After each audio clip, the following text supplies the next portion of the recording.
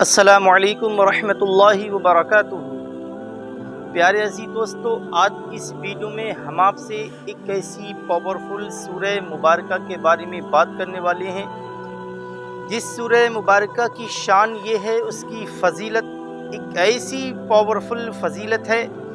الحمدللہ کوئی بھی انسان اپنی زندگی میں اس سورہ مبارکہ کو سننے یا پڑھنے کا ماحول بنا لیتا ہے تو بہت ساری پریشانیوں سے نجات پا لیتا ہے۔ اگر آپ کی زندگی میں اندھیرا ہو، آپ اس سورہ مبارکہ کو روزانہ اپنی زندگی میں سننے کا ماحول بنا لیں، صرف سن کر دیکھ لیا کریں، انشاءاللہ آپ کی قسمت چمکنے لگے گی۔ آپ کے گھر میں گردشیں زیادہ آنے لگی ہوں، آپ اس سورہ مبارکہ کو بلند آواز سے ایک مرتبہ اپنے مکان کے اندر چلائیے یا اس کی تلاوت کیجئے، انشاءاللہ ایک مرتبہ سورہ مبارکہ کی سننے کی برکت یہ ہوگی، آپ آزما کر کے دیکھ سکتے ہیں۔ اس ایک ہی پاورفل سورہ مبارکہ کی طاقت یہ ہے کہ انشاءاللہ جیسے آپ کے مکان کے اندر تلاوت ہوگی ویسی تمام طرح کی پریشانیاں کو سے دور دکھائی دیں گے۔ پیارے عزیز دوستو، جس سورہ مبارکہ کی میں آپ سے بات کر رہا ہوں اس سورہ مبارکہ کا نام سورہ نور ہے۔ سبحان اللہ، اس سورہ نور کا معنی روشنی، کرنے بکھیرنے والی، اندھیرے میں اجالا کرنے والی۔ کسی کی زندگی میں گردش ہو، مصیبتیں ہوں، اس سورہ نور کو دل سے سن لیا کر۔ پیارے سی دوستو، اس سورہ مبارکہ کے اندر الحمدللہ اما عائشہ صدیقہ رضی اللہ تعالی عنہا کا بھی ذکر آیا، حضرت ابو بکر صدیق رضی اللہ تعالی عنہ کی بھی تعریف بیان کی گئی۔ اس سورہ مبارکہ میں لفظ نور کثرت کے ساتھ پایا گیا۔ نور کا معنی آتا ہے روشنی، چمک بکھیرنے والا۔ تو ہمیں یہ چاہیے سورہ مبارکہ کے وسیلے سے اپنے آپ کو ایک ایسی چمک پیدا کر لیں۔ وہ چمک تبھی پیدا ہوگی جب آپ اپنے مکان کے اندر روزانہ سورہ مبارکہ کو سن لیا کریں، بلند آواز سے چلا دیا کریں، یا قرآن پاک کھولنے کے بعد اس سورہ مبارکہ کو سن لیا کریں۔ ورنہ اگر یہ آپ کو مشکل ہو تو ہمارے چینل کے ذریعے آپ روزانہ سورہ نور کی تلاوت محبت کے ساتھ ایک مرتبہ سن لیا کریں، چاہے فجر کی نماز کے بعد، چاہے عشاء کی نماز کے بعد۔ انشاءاللہ تبارک و تعالی جیسے جیسے آپ سورہ مبارکہ کی تلاوت سنیں گے، آپ کی دل کی دنیا بدل جائے گی۔ آپ حیران رہ سکتے ہیں اس کی فضیلتیں سننے کے بعد اور اس کی طاقت دیکھنے کے بعد۔ حالانکہ ہر ایک سورت کی الگ فضیلت ہوتی ہے، اپنا انداز ہوتا ہے، لیکن سورہ نور کا ایک نام ہی ایسا روشن ہے، ایسا پیارا خوبصورت نام ہے، جب کوئی بھی انسان اس سورہ مبارکہ کو دل سے سنتا ہے یا پڑھتا ہے۔ جو لوگ پڑھنا نہیں جانتے ان کے لیے پورا موقع ہے، وہ صرف سن لیا کریں اور اللہ پاک کی بارگاہ میں فوراً دعا کر لیا کریں اس سورہ مبارکہ کا وسیلہ دے کر کے اللہ پاک آپ کی حاجتوں کو اپنی بارگاہ میں قبول فرما لے گا۔ آپ کی کیسی بھی پریشانی ہو، آپ کی کاروباری پریشانی ہو، گھریلو پریشانی ہو، رشتوں کی پریشانی ہو، بیماری پریشانی ہو، عصبی خلل کی کسی بھی طرح کی اے ٹو زیڈ کوئی بھی پریشانی ہو، انشاءاللہ تبارک و تعالی سورہ نور کی برکت سے تمام تر پریشانیاں دور ہوتی نظر آئیں گی، اور آپ کی کیسی بھی دل میں تمنائیں، حاجتیں ہیں، مرادیں ہیں، اللہ پاک سورہ مبارکہ کی برکت سے قبول فرمائے گا۔ دوستو، اگر آپ کو ویڈیو اچھی لگی ہو اور اس ویڈیو کو صدقہ جاریہ سمجھ کر تمام مسلمانوں میں ضرور پھیلائیے گا۔ آئیے سن لیتے ہیں سورہ نور کی تلاوت۔ اور اعوذ باللہ من الشیطان الرجیم، بسم اللہ الرحمن الرحیم۔ سورة انزلناها وفرضناها وانزلنا فيها آیات بینات لعلکم تذکرون۔ الزانية والزاني فاجلدوا كل واحد منهما 100 جلدة ولا تأخذكم بمرافة في دين الله إن كنتم تؤمنون بالله واليوم الآخر وليشهد عذابهما طائفة من المؤمنين۔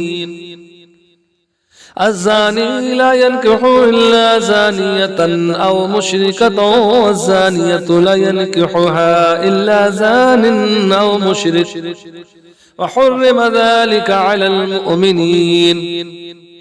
والذين يرمون المحصنات ثم لم يأتوا بأربعة شهداء فاجلدوهم 80 جلدة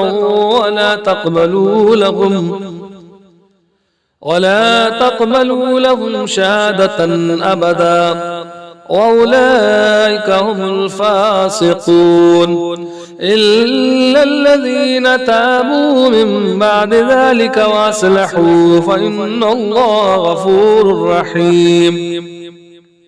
والذين يرمون أزواجهم ولم يكن لهم شهداء إلا أنفسهم فشهادة أحدهم 4 شهادات بالله إنه لمن الصادقين. والخامسة أن لعنة الله عليه إن كان من الكاذبين. ويدرأ عنها العذاب أن تشهد 4 شهادات بالله إنه لمن الكاذبين. والخامسة أن غضب الله عليها إن كان من الصادقين. ولولا فضل الله عليكم ورحمته وأن الله تواب حكيم. إن الذين جاءوا بالإفك عصبة منكم لا تحسبوه شرا لكم بل هو خير لكم لكل امرئ منهم ما اكتسب من الإثم والذي تولى كبره منهم له عذاب عظيم. لولا سمعتموه ظن المؤمنون والمؤمنات بأنفسهم خيرا وقالوا هذا إفك مبين. لولا جاءوا عليه ب4 شهداء فإذ لم يأتوا بالشهداء فأولئك عند الله هم الكاذبون. ولولا فضل الله عليكم ورحمته في الدنيا والآخرة لمسكم فيما أفضتم فيه عذاب عظيم.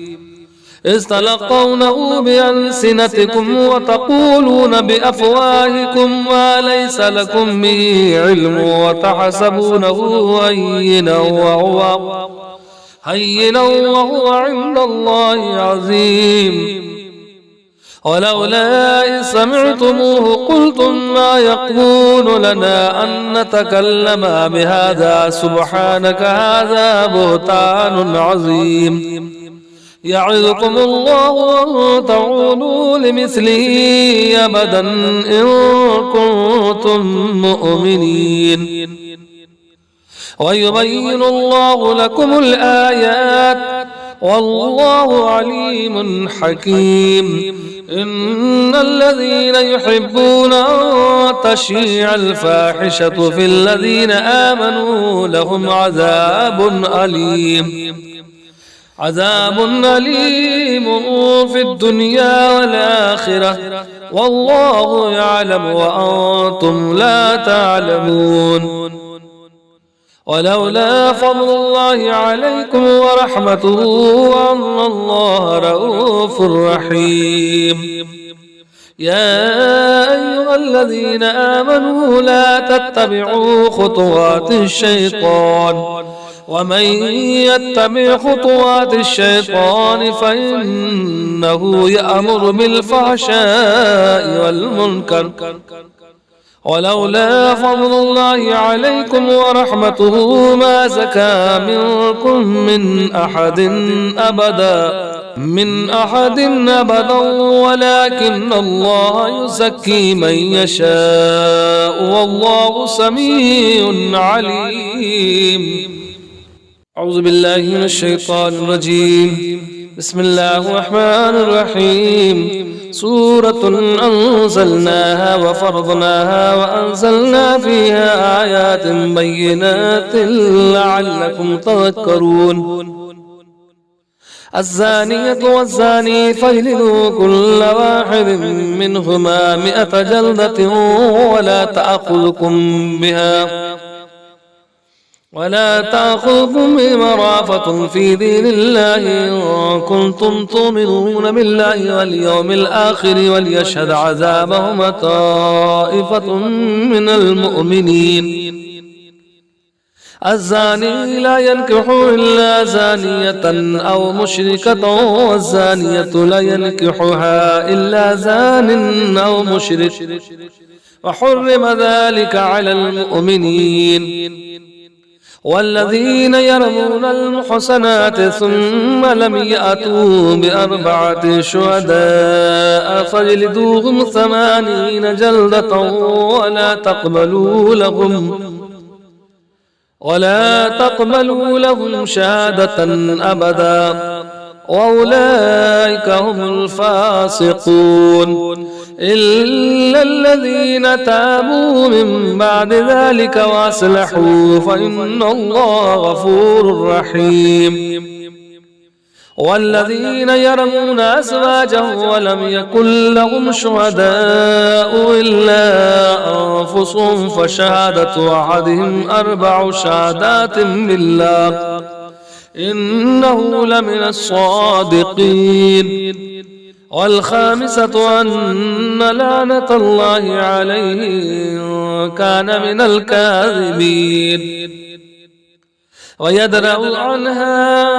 ويدرأ عنها العذاب أن تشهد 4 شهادات بالله إنه لمن الكاذبين والخامسة أن غضب الله عليها إن كان من الصادقين ولولا فضل الله عليكم ورحمته وأن الله تواب حكيم إن الذين جاءوا بالإفك عصبة منكم لا تحسبوا شرا لكم بل هو خير لكم لكل امرئ منهم ما اكتسب من الإثم والذي تولى كبره منهم له عذاب عظيم لولا إذ سمعتموه ظن المؤمنون والمؤمنات بأنفسهم خيرا وقالوا هذا إفك مبين لولا جاءوا عليه ب4 شهداء فإذ لم يأتوا بالشهداء فأولئك عند الله هم الكاذبون ولولا فضل الله عليكم ورحمته في الدنيا والآخرة لمسكم فيما أفضتم فيه عذاب عظيم إذ تلقونه بألسنتكم وتقولون بأفواهكم ما ليس لكم به علم وتحسبونه هينا وهو عند الله عظيم ولولا إذ سمعتموه قلتم ما يكون لنا أن نتكلم بهذا سبحانك هذا بهتان عظيم يعظكم الله أن تعودوا لمثله أبدا إن كنتم مؤمنين ويبين الله لكم الآيات والله عليم حكيم إن الذين يحبون أن تشيع الفاحشة في الذين آمنوا لهم عذاب أليم في الدنيا والآخرة والله يعلم وأنتم لا تعلمون ولولا فضل الله عليكم ورحمته وأن الله رؤوف رحيم يا أيها الذين آمنوا لا تتبعوا خطوات الشيطان ومن يتبع خطوات الشيطان فإنه يأمر بالفحشاء والمنكر ولولا فضل الله عليكم ورحمته ما زكى منكم من أحد أبدا ولكن الله يزكي من يشاء والله سميع عليم. أعوذ بالله من الشيطان الرجيم. بسم الله الرحمن الرحيم. سورة أنزلناها وفرضناها وأنزلنا فيها آيات بينات لعلكم تذكرون. الزانية والزاني فاجلدوا كل واحد منهما 100 جلدة ولا تأخذكم بمرافة في دين الله إن كنتم تؤمنون بالله واليوم الآخر وليشهد عذابهما طائفة من المؤمنين. الزاني لا ينكح إلا زانية أو مشركة والزانية لا ينكحها إلا زان أو مشرك وحرم ذلك على المؤمنين. والذين يرمون المحصنات ثم لم يأتوا ب4 شهداء فاجلدوهم 80 جلدة ولا تقبلوا لهم شهادة أبدا وأولئك هم الفاسقون إلا الذين تابوا من بعد ذلك وأصلحوا فإن الله غفور رحيم. والذين يرمون أزواجهم ولم يكن لهم شهداء إلا أنفسهم فشهادة أحدهم 4 شهادات بالله إنه لمن الصادقين. والخامسة أن لعنة الله عليه إن كان من الكاذبين. ويدرأ عنها العذاب أن تشهد 4 شهادات بالله إنه لمن الكاذبين. والخامسة أن غضب الله عليها إن كان من الصادقين. ولولا فضل الله عليكم ورحمته وأن الله تواب حكيم. إن الذين جاءوا بالإفك عصبة منكم لا تحسبوا شرا لكم بل هو خير لكم لكل امرئ منهم ما اكتسب من الإثم والذي تولى كبره منهم له عذاب عظيم. لولا إذ سمعتموه ظن المؤمنون والمؤمنات بأنفسهم خيرا وقالوا هذا إفك مبين. لولا جاءوا عليه ب4 شهداء فإذ لم يأتوا بالشهداء فأولئك عند الله هم الكاذبون. ولولا فضل الله عليكم ورحمته في الدنيا والآخرة لمسكم فيما أفضتم فيه عذاب عظيم. إذ تلقونه بألسنتكم وتقولون بأفواهكم ما ليس لكم به علم وتحسبونه هينا وهو عند الله عظيم. ولولا إذ سمعتموه قلتم ما يكون لنا أن نتكلم بهذا سبحانك هذا بهتان عظيم. يعظكم الله أن تعودوا لمثله أبدا إن كنتم مؤمنين. ويبين الله لكم الآيات والله عليم حكيم. إن الذين يحبون أن تشيع الفاحشة في الذين آمنوا لهم عذاب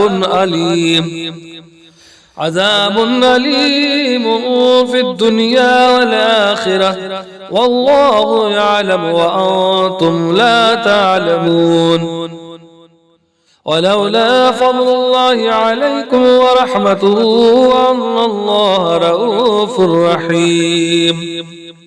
يا أيها الذين آمنوا لا تتبعوا خطوات الشيطان، ومن يتبع خطوات الشيطان فإنه يأمر بالفحشاء والمنكر.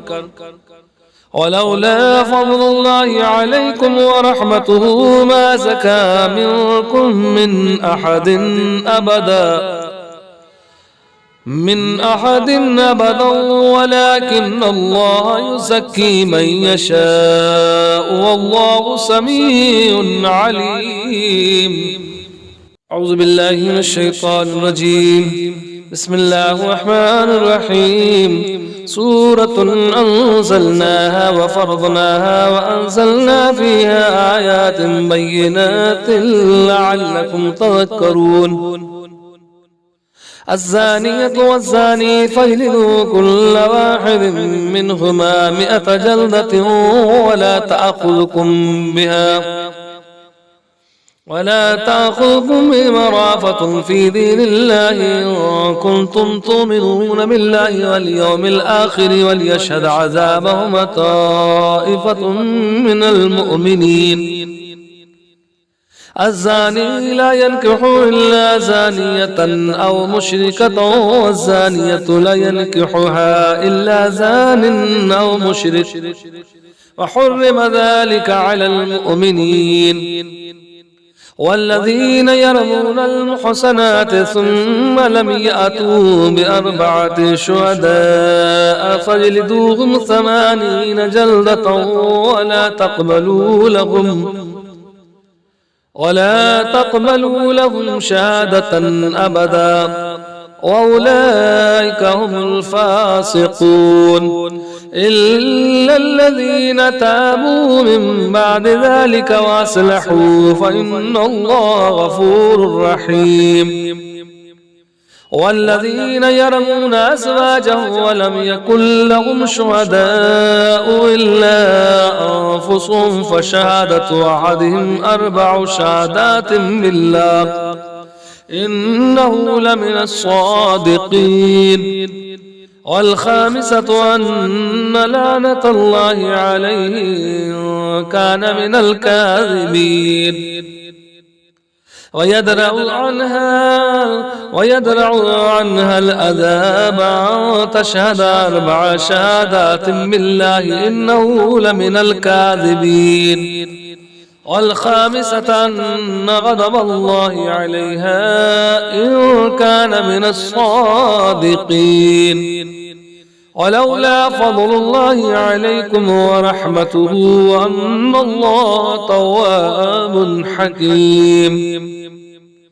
إن الذين جاءوا بالإفك عصبة منكم لا تحسبوا شرا لكم بل هو خير لكم لكل امرئ منهم ما اكتسب من الإثم والذي تولى كبره منهم له عذاب عظيم. لولا سمعتم ظن المؤمنون والمؤمنات بأنفسهم خيرا وقالوا هذا إفك مبين. لولا جاءوا عليه ب4 شهداء فإذ لم يأتوا بالشهداء فأولئك عند الله هم الكاذبون. ولولا فضل الله عليكم ورحمته في الدنيا والآخرة لمسكم فيما أفضتم فيه عذاب عظيم، إذ تلقونه بألسنتكم وتقولون بأفواهكم ما ليس لكم به علم وتحسبونه هينا هينا وهو عند الله عظيم. ولولا إذ سمعتموه قلتم ما يكون لنا أن نتكلم بهذا سبحانك هذا بهتان عظيم.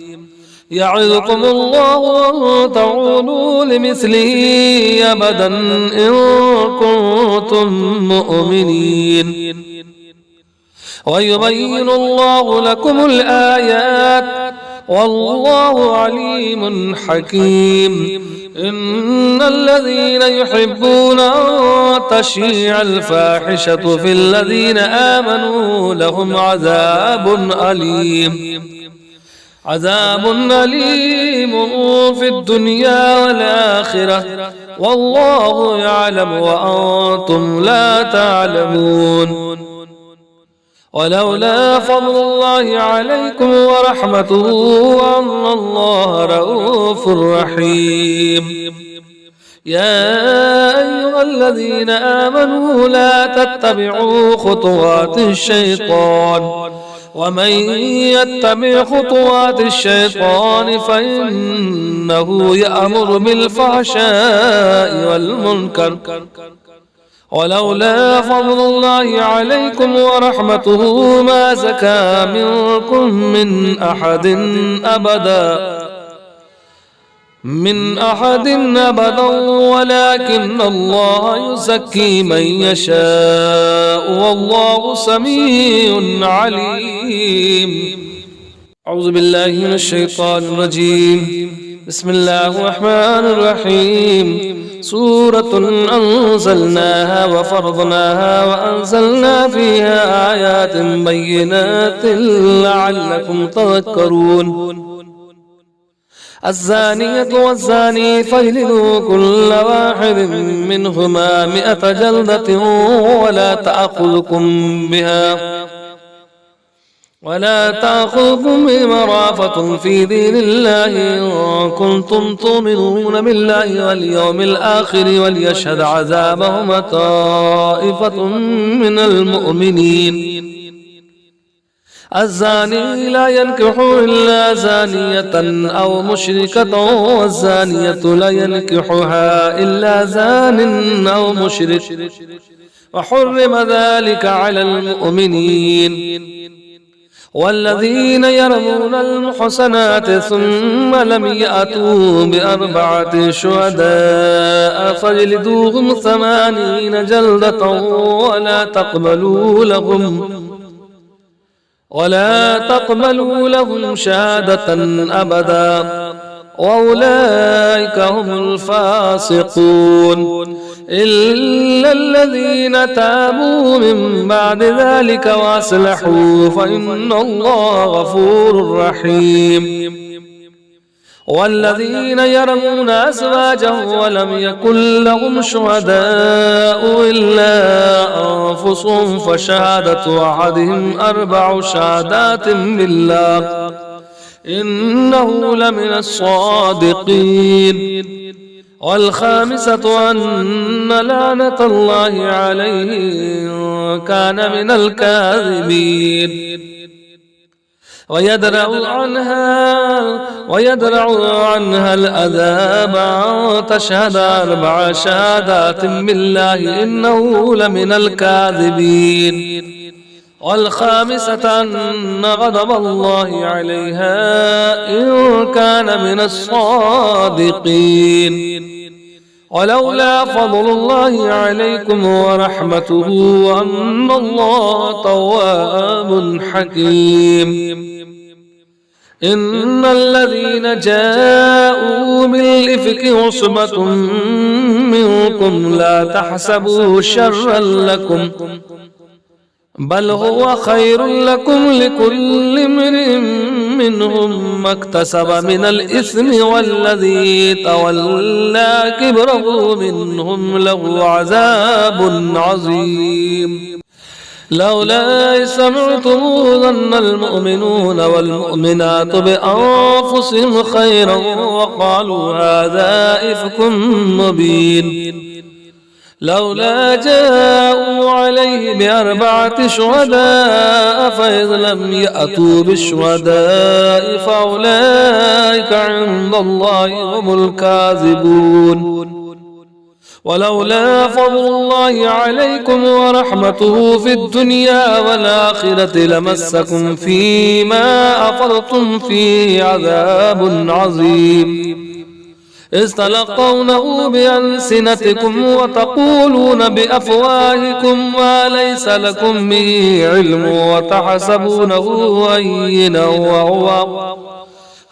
وهو عند الله عظيم.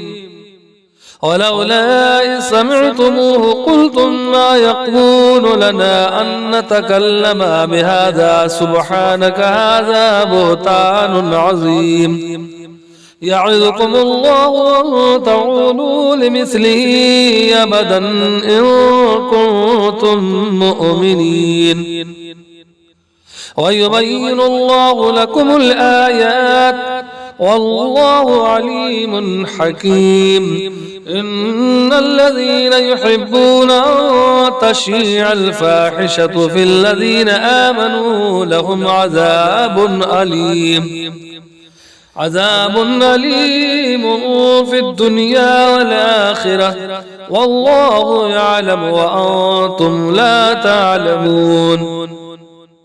ولولا فضل الله عليكم ورحمته وأن الله رؤوف رحيم. يا أيها الذين آمنوا لا تتبعوا خطوات الشيطان ومن يتبع خطوات الشيطان فإنه يأمر بالفحشاء والمنكر. ولولا فضل الله عليكم ورحمته ما زكى منكم من أحد أبدا ولكن الله يزكي من يشاء والله سميع عليم. أعوذ بالله من الشيطان الرجيم. بسم الله الرحمن الرحيم. سورة أنزلناها وفرضناها وأنزلنا فيها آيات بينات لعلكم تذكرون. الزانية والزاني فاجلدوا كل واحد منهما 100 جلدة ولا تأخذكم بمرافة في دين الله إن كنتم تؤمنون بالله واليوم الآخر وليشهد عذابهما طائفة من المؤمنين. الزاني لا ينكح إلا زانية أو مشركة والزانية لا ينكحها إلا زان أو مشرك وحرم ذلك على المؤمنين. والذين يرمون المحصنات ثم لم يأتوا ب4 شهداء فاجلدوهم 80 جلدة ولا تقبلوا لهم شهادة أبدا وأولئك هم الفاسقون إلا الذين تابوا من بعد ذلك وأصلحوا فإن الله غفور رحيم. والذين يرمون أزواجهم ولم يكن لهم شهداء إلا أنفسهم فشهادة أحدهم 4 شهادات بالله إنه لمن الصادقين. والخامسة أن لعنة الله عليه إن كان من الكاذبين. ويدرأ عنها العذاب أن تشهد 4 شهادات بالله إنه لمن الكاذبين. والخامسة أن غضب الله عليها إن كان من الصادقين. ولولا فضل الله عليكم ورحمته وأن الله تواب حكيم.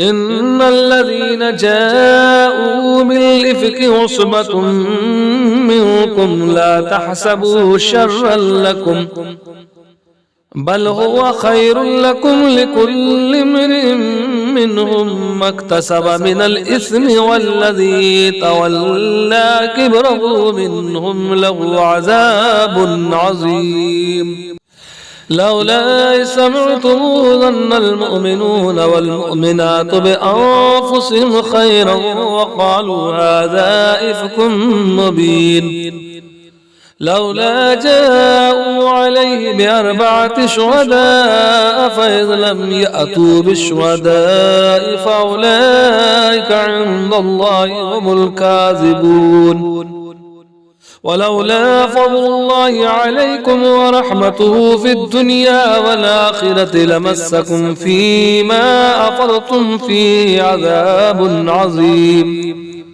إذ تلقونه بألسنتكم وتقولون بأفواهكم ما ليس لكم به علم وتحسبونه هينا وهو عند الله عظيم ولولا إذ سمعتموه قلتم ما يكون لنا أن نتكلم بهذا سبحانك هذا بهتان عظيم يعظكم الله أن تعودوا لمثله أبدا إن كنتم مؤمنين ويبين الله لكم الآيات والله عليم حكيم إن الذين يحبون أن تشيع الفاحشة في الذين آمنوا لهم عذاب أليم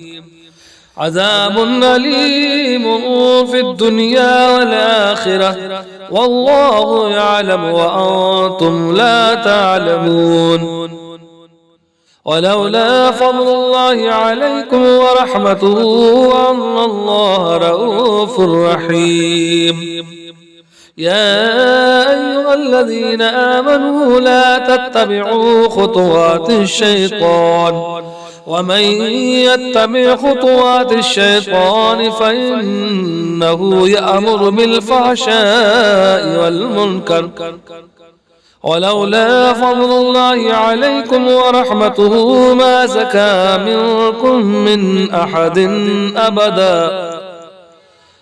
من أحد أبدا ولكن الله يزكي من يشاء والله سميع عليم